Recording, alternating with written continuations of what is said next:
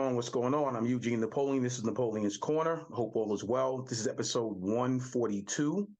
It's kind of crazy when you think about it. 142, right? So before I get started, please like and subscribe to the channel. Your support is greatly appreciated. So this particular episode and topic is actually emotional learning. And the reason why I chose this particular topic, because now that things are going over the last few years, things got a little bit sideways as far as all these different things that we are dealing with as a community, as a society. So you probably heard the term social emotional. Well, this emotional learning piece, there's a process to it that I kind of wanted to break down and actually go over, because we all are kind of dealing with this in a very interesting way, and you may not even see it. But when you deal, especially, I'm noticing now as an educator for 26 years, I'm starting to see a lot of this with our young people, with our youth. And it's interesting. So basically, emotional learning, it's the process through which individuals apply a set of social, emotional, and related skills like attitude, behaviors, values, and the things that kind of help direct decisions. So in a nutshell, that's really what emotional learning is. So like if you picture it this way, if you're picking up on something that you yourself may have viewed, or you looked at it a little bit through a different lens, someone else might take it on a social emotional level. They may get more emotional than you would, which may kind of tend to change, either their decisions on it or their attitude towards it, or even their behaviors towards it.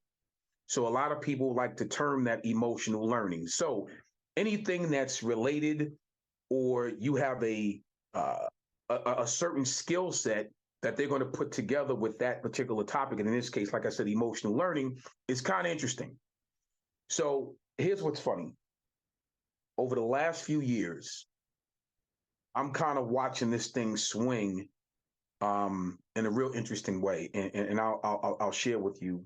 So right now, when you start pairing societal norms, community norms with social emotional learning or emotional learning, it's interesting how, as I just said, one of the baselines when we're talking about emotional learning, I just said behaviors, attitudes, related skills, which will either help direct somebody's decisions in a positive way, or sometimes it could be, unfortunately, in a negative way. So when you're looking at what's going on right now in society, and we're talking about norms, right?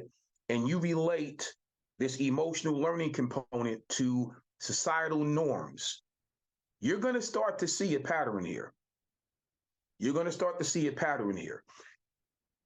When no one is able, or not going to say able, I'm going to say they decide not to take responsibility for a certain behavior, action, verbiage, whatever, you start to see, I wonder where that person is emotionally.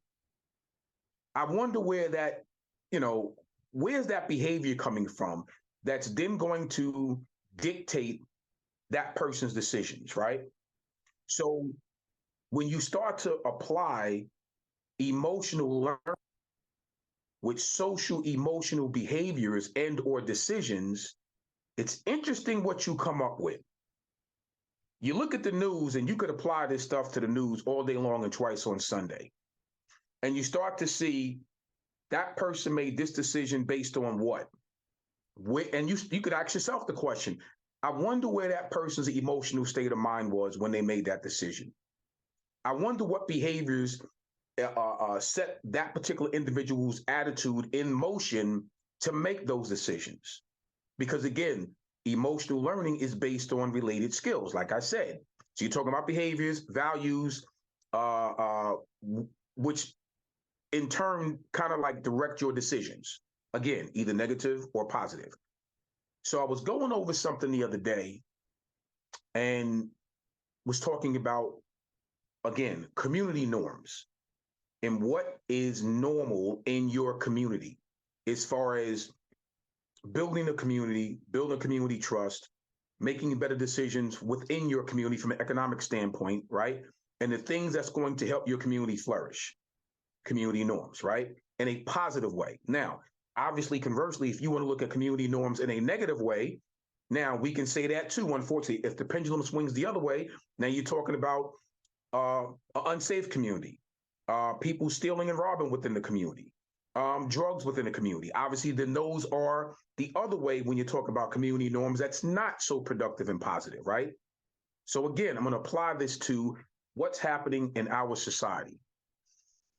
How crazy is it that you can't have positive community norms, social emotional norms, societal norms, and it doesn't matter what side of the aisle that you're on. It doesn't matter what group you're dealing with. It doesn't matter what color your skin is. It doesn't matter what your economic background is. It doesn't matter what your job title is. I'm gonna tell you what matters. I share this with my students all the time. I don't care if it was the 1940s, the 1960s, the 1980s, now we're in 2024. Where is it ever a time where lack of respect for yourself, lack of respect for adults, lack of respect for a group of people, I don't care again what race, color, or creed, when you don't have these things and you don't value that, it doesn't matter. Because I hear kids always say, oh, that's old. You mean self-respect is old school?